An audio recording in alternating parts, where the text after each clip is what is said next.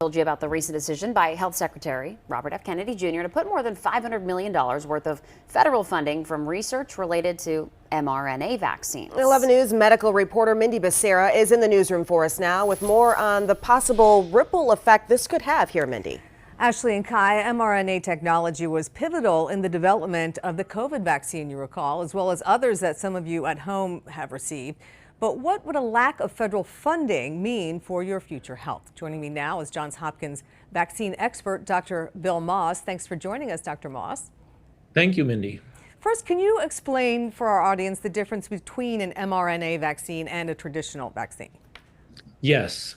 So I think it's important for people to think about a vaccine as a trainer.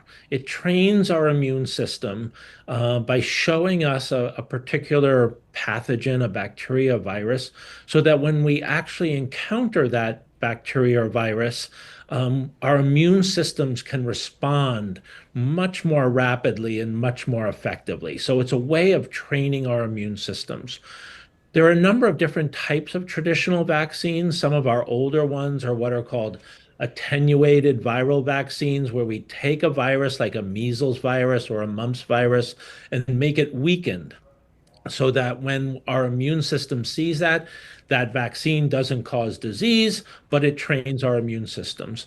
There are killed or inactivated vaccines, like the polio vaccine that we use in this country, where you take the polio virus and you kill it, it can't replicate, and that trains our immune systems. There are other types too. There are what we call subunit vaccines, where we just take a piece of the pathogen and that trains our immune system, or toxoid like diphtheria or tetanus toxoid.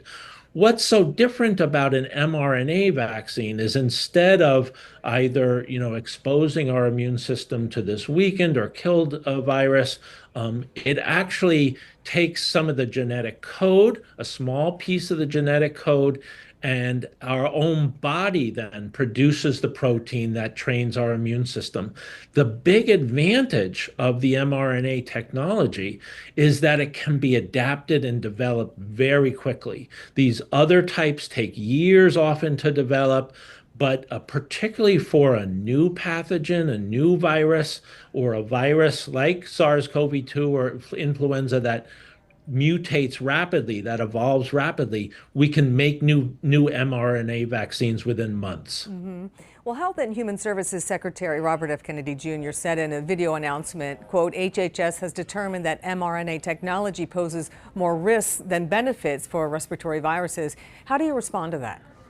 Yes, I think that's patently false, and it helps to further lessen trust in vaccines in our country.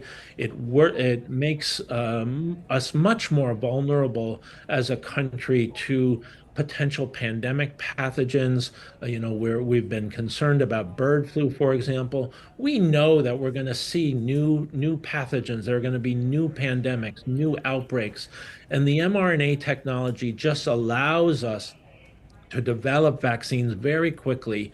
So this is based on false premises and really makes us more vulnerable as a country and as a population. So bottom line, you think this is going to impact the health of Americans? I think it will. This is a technology that's so promising and so worth investing in. We can get better and quicker vaccines through this, and not just for emerging pathogens, for things like HIV maybe, or even cancer vaccines. There's so much potential with this technology, and to pull this amount of funding based on false statements is really a tragedy. Dr. Bill Moss, thank you so much for joining us and answering those questions and figuring it all out for us. We really appreciate it. Thank you very much, Mindy. Well, a new CDC study finds more U.S. kindergartners are not getting some required vaccines. A majority of them were for non-medical reasons. See why and read the study for yourself in the WBAL TV app. Just tap Health. Ashley.